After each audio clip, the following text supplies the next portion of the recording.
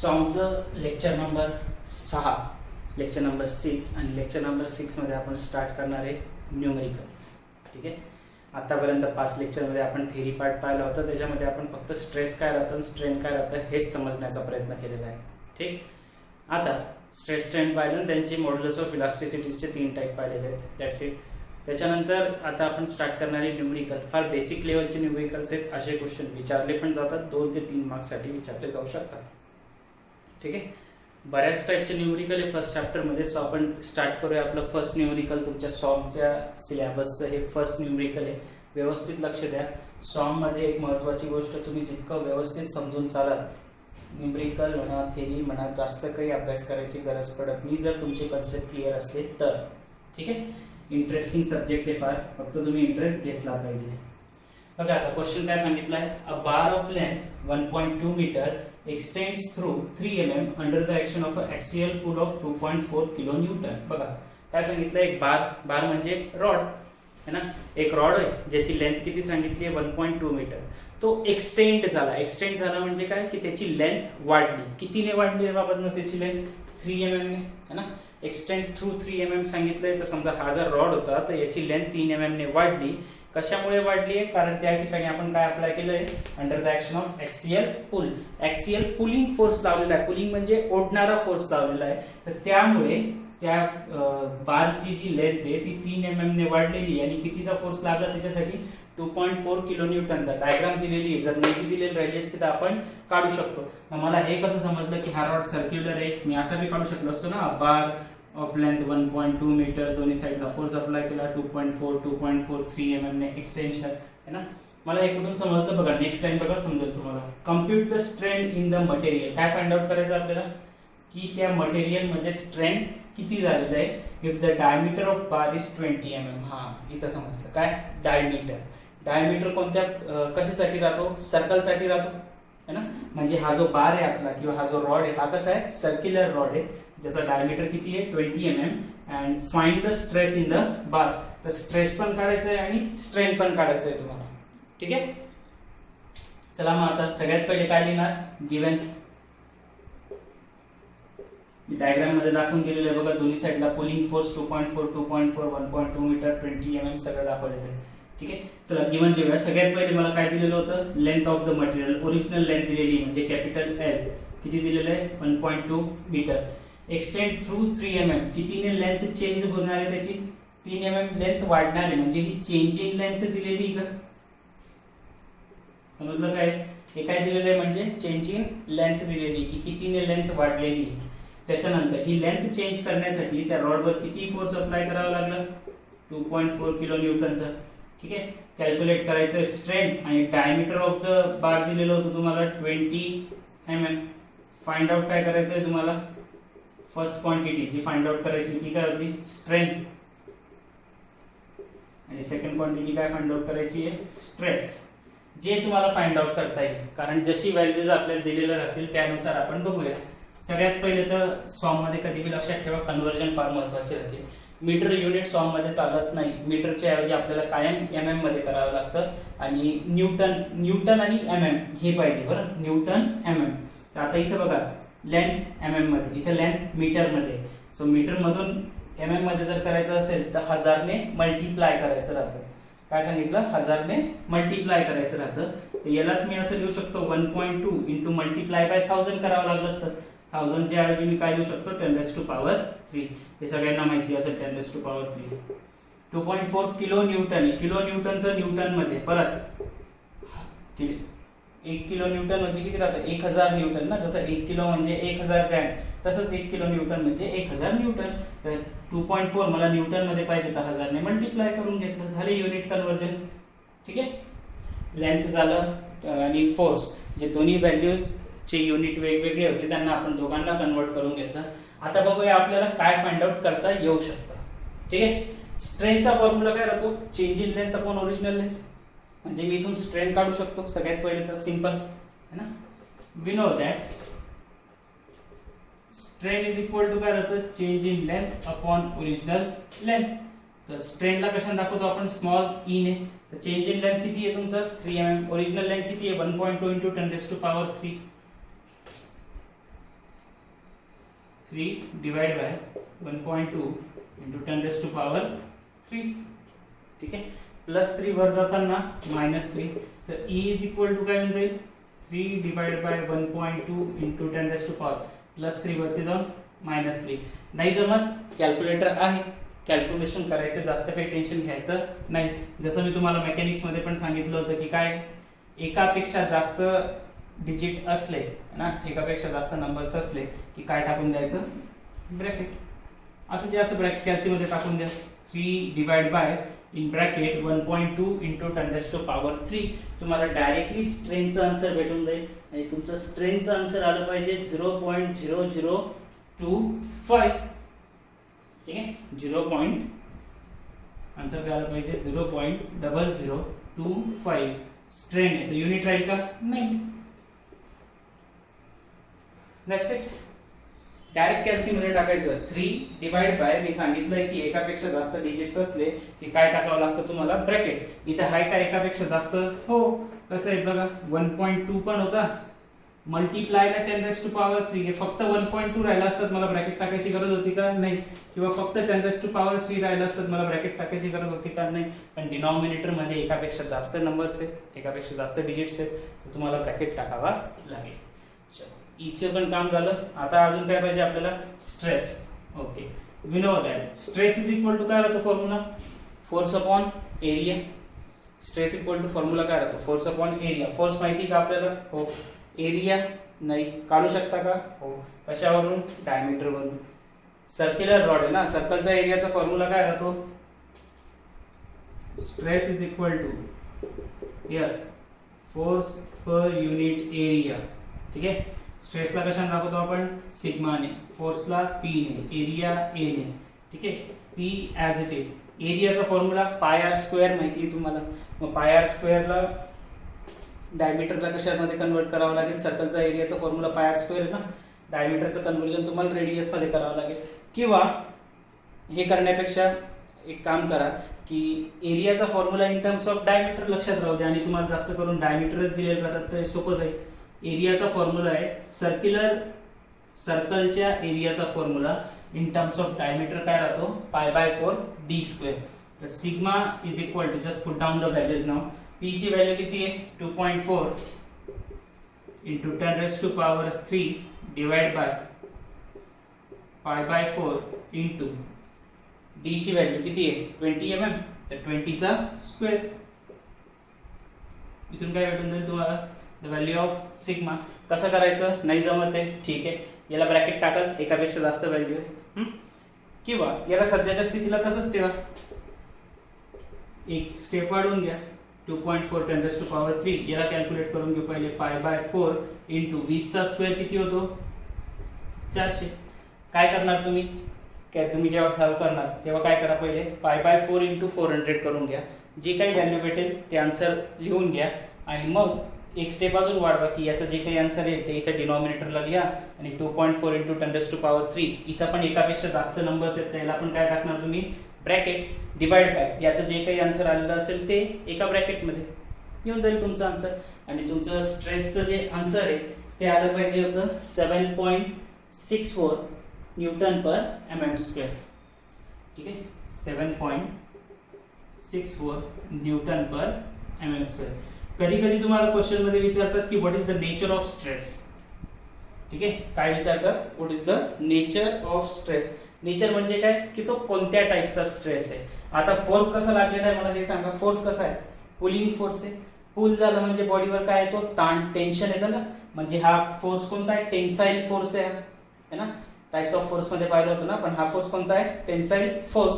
Tensile force याचा अर्थ stress पण कोणता येईल टेन्साईल येईल, म्हणजे ब्रॅकेट मध्ये असं लिहून द्यायचं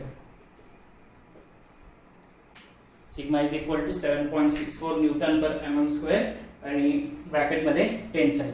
काय केलंय आपण पुन्हा एकदा बघून घेऊ. एक रॉड होता त्याचा डायमीटर 20 mm दिलेला होता, त्याच्यावर फोर्स अप्लाय केला जातोय 2.4 kN दोन्ही साइडने. त्या रॉडची लेंथ आहे 1.2 मीटर.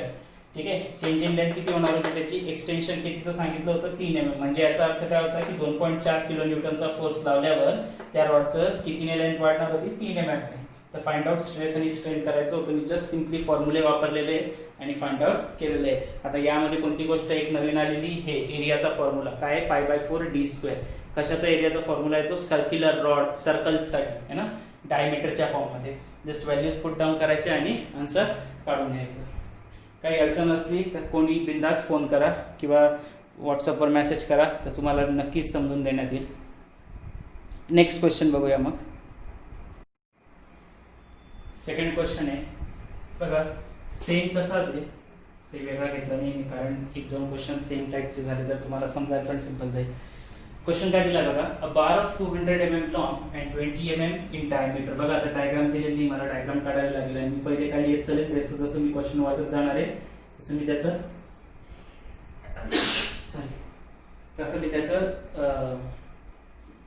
गिवन लिहित चालू आपण. बारची लेंथ, लॉंग म्हणजे काय, लेंथ दिलेली आहे. बारची लेंथ किती सांगितली आहे, 200 mm. ठीक आहे. 20 mm इन डायमीटर सांगितलंय, तर बारचा डायमीटर पण दिलेला आहे 20 mm आणि डायमीटर दिला आहे. इथून आपल्याला काय समजून गेलं की बार जो आहे तो सर्क्युलर आहे ना.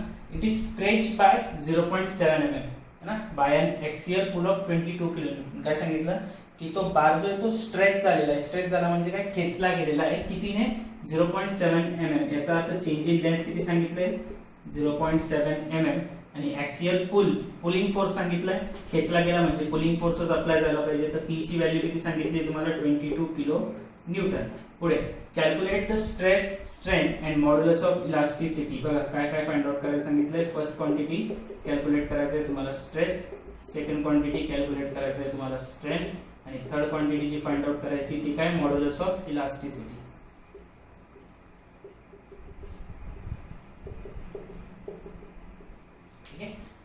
या तीन क्वांटिटीज आपल्याला फाइंड आउट करायचे. युनिट कन्वर्जन करायची गरज आहे का बघून घ्या. लेंथ mm मध्ये, डायमीटर mm मध्ये, डेल्टा एल mm मध्ये, फोर्स किलो न्यूटन मध्ये. चालणार नाही, न्यूटन मध्ये करावं लागेल. मग 22 इंटू काय करणार, 10⁻³ न्यूटन.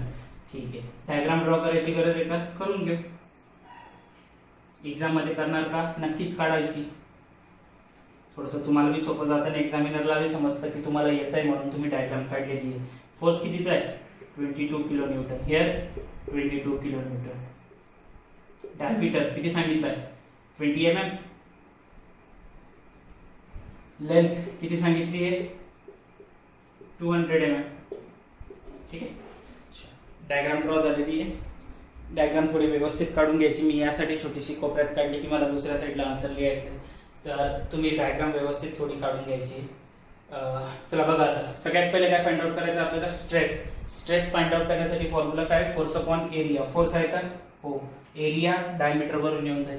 सिंपल, जसं आपण मागच्या क्वेश्चन मध्ये केलं. स्ट्रेस इज इक्वल टू काय होऊन जाईल, फोर्स अपॉन एरियाच्या ऐवजी आता मी डायरेक्ट P अपॉन E लिहितो. P as it is. एरियाच्या जागी काय लिहिणार, π/4d². Stress sigma is equal to P ची value, what is the value of P, किती आहे, 22 into 10⁻³ divide by π/4 into D ची व्हॅल्यू, डायमीटर किती आहे, 20 mm. 20 चा काय करावं लागेल, स्क्वेअर. कसं सॉल्व करणार, मी तुम्हाला आता समजून सांगितलं होतं. सिग्मा इज इक्वल टू वरची टर्म जी इथे ॲज इट इज ठेवा, दोन टर्म आहे म्हणून ब्रॅकेट टाकून घ्या. खाली π/4 आणि 20 चा स्क्वेअर किती होऊन जातो, 400. याच्यामध्ये वेगळं करून बघायचं, ही वेगळी काढून बघा, हे वेगळं काढून बघा, नंतर दोघांना डिवाइड करा. जर तुम्हाला एक सोबत करता येत असेल तर खूपच चांगली गोष्ट. इथून तुम्हाला कसं आन्सर भेटून जाणार आहे, सिग्माची व्हॅल्यू भेटणार आहे. आणि तुमची जी सिग्माची व्हॅल्यू आहे ती किती आली पाहिजे, तर सिग्माची व्हॅल्यू आली पाहिजे तुमची 70.028. 70.03 पण चालेल, किंवा 28 लिहिलं तर 28, किंवा 3 पण आलं तरी चालणार आहे. स्ट्रेस येतं, युनिट काय आहे, न्यूटन पर mm स्क्वेअर है ना. स्ट्रेसचा युनिट न्यूटन पर mm स्क्वेअर. आणि नेचर कसं आहे त्याचं, फोर्स कसा अप्लाय केला तुम्ही, पुल वाला, खेचणारा. तर नेचर कसं आहे, टेन्साइल. ठीक आहे. याच्यानंतर पुढचं काय फाइंड आउट करणार, स्ट्रेन इज इक्वल टू काय राहतं, change in length upon original length. E is equal to delta L by L. Delta L ची व्हॅल्यू दिलेली आहे, ओरिजिनल लेंथ दिलेली आहे. तर इथं सिम्पली काय करणार, चेंज इन लेंथ किती होतं, 0.7. ओरिजिनल लेंथ किती आहे, 200. कॅल्सी मध्ये सिम्पली टाकून 0.7 डिवाइड बाय 200 करा. आन्सर आलं पाहिजे तुमचं 3.5 इंटू 10⁻³ आन्सर किती होऊन जाईल 3.5 इंटू 10⁻³ युनिट येईल कायला नाही, स्ट्रेनला युनिट राहत नाही. नेक्स्ट काय फाइंड आउट करायचं आपल्याला, मॉड्युलस ऑफ इलास्टिसिटी पाहिजे, त्याला नंबरिंग करून घ्या. First, second, third. Modulus of elasticity काय राहतं, modulus of elasticity, modulus of elasticity denoted by capital E है ना. Modulus of elasticity capital E, formula काय होता, स्ट्रेस अपॉन स्ट्रेन. कालच शिकलोय आपण हे, स्ट्रेस बाय स्ट्रेन. स्ट्रेसची व्हॅल्यू किती आली आहे 70.028 डिवाइड बाय स्ट्रेनची व्हॅल्यू किती आलेली आहे 3.5 10⁻³ ब्रॅकेट दोन टर्म्स आहेत ना, 3.5 आणि 10⁻³ दोघांना डिवाइड करा. दोघांना डिवाइड केल्यावर तुम्हाला डायरेक्टली कसली व्हॅल्यू भेटेल, स्ट्रेसची व्हॅल्यू भेटणार आहे. आणि स्ट्रेसची व्हॅल्यू आली पाहिजे तुमची 20,008.57.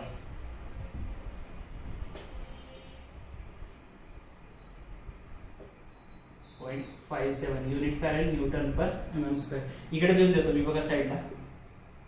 आन्सर काय आलं पाहिजे तुमचं ईचं, that is 2,008.57 newton per mm². Newton per mm² असेल ना युनिट, जे स्ट्रेसचं युनिट राहतं तेच मॉड्युलस ऑफ इलास्टिसिटीचं राहतं. मी कालच सांगितलेलं आहे. आणि जर समजा तुम्ही यालाच ENGचं बटन दाबलं तर हेच असं काहीतरी होऊन जाईल 20.008 इंटू 10⁻³ न्यूटन पर mm². ठीक आहे, कळलंय सगळ्यांना. क्वेश्चन सिंपल आहेत, जास्त काही स्टार्टिंगचा पहिला दुसराच क्वेश्चन आहे म्हटल्यावर सिंपलच असणार आहे. जास्त काही टफ नाही सुरुवातीचे क्वेश्चन.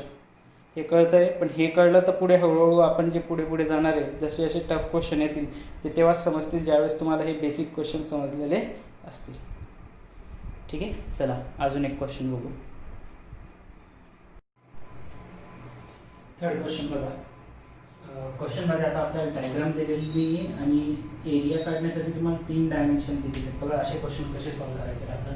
काय सांगितलं आहे, अ वुडन टाय. टाय म्हणजे नाही माहिती ना, सोडून द्या. तुम्हाला जे रिक्वायर्ड क्वांटिटी आहे ते समजण्याचा प्रयत्न करा. वुडन टाय 8 मीटर लॉंग सांगितलं आहे. चलो ठीक आहे, गिवन देऊन घेऊ. 8 metre long, length is equal to काय सांगितली आहे 8 मीटर. मीटर आहे ते mm मध्ये करावं लागेल. किती होऊन जाईल ते 8 इंटू 10⁻³.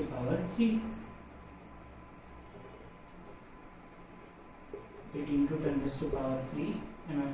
100 mm वाईड सांगितलंय. विड्थ दिलेली ना, width is equal to wide म्हणजे काय, किती काय म्हणू शकतो आपल्याला, किती मोठं येते त्या पद्धतीने. विड्थ 100 mm आणि थिकनेस दिलेली आहे किती 120 mm. Is subject to an axial pull of 50 kilo.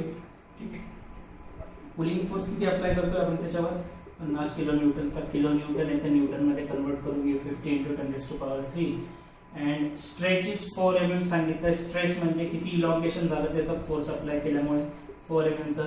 Calculate करायचं आहे value of E for the material. ईची व्हॅल्यू म्हणजे मॉड्युलस ऑफ इलास्टिसिटी काढायचं आहे तुम्हाला. सगळ्यात पहिले डायग्राम काढणं मस्ट आहे. डायग्राम काढली तर पुढचं काहीतरी जमतं, नाही तर मग काही खरं नाही. ठीक आहे, लेंथ किती सांगितले, वुडन टाय 8 मीटर लॉंग होतं ना, लेंथ किती आहे 8 मीटर आहे. ठीक आहे, त्याच्यानंतर थिकनेस किती सांगितली आहे 120 mm. आता 3 डायमेन्शन दिलेले म्हटल्यावर ही किती डायमेन्शन वाली बॉडी 2 ना, 1 आणि 2. आपल्याला किती डायमेन्शन दिलेले आहेत 1 2 आणि 3. तर मी 3 डायमेन्शन बॉडी काढतो मी या ठिकाणी या पद्धतीने.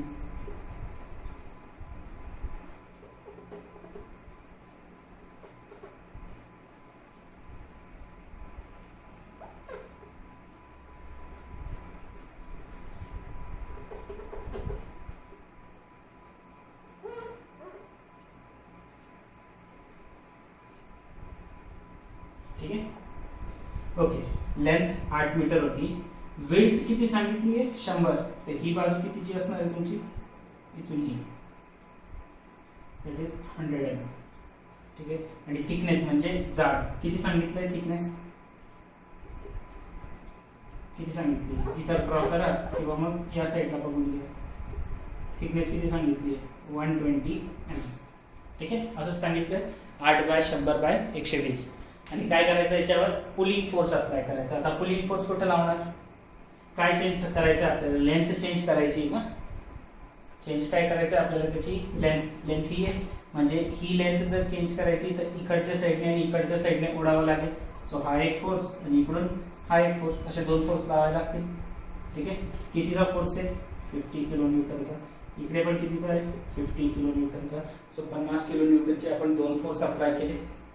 ठीक, नेक्स्ट स्टेप काय बघा. आता नेक्स्ट स्टेप मध्ये करणार काय, तर 50 न्यूटन 50 किलो न्यूटन दोन्ही फोर्स अप्लाय केले. तर आता फाइंड आउट करायचं होतं ई, आणि वी नो दॅट की मॉड्युलस ऑफ इलास्टिसिटीचा फॉर्म्युला काय आहे, स्ट्रेस अपॉन स्ट्रेन.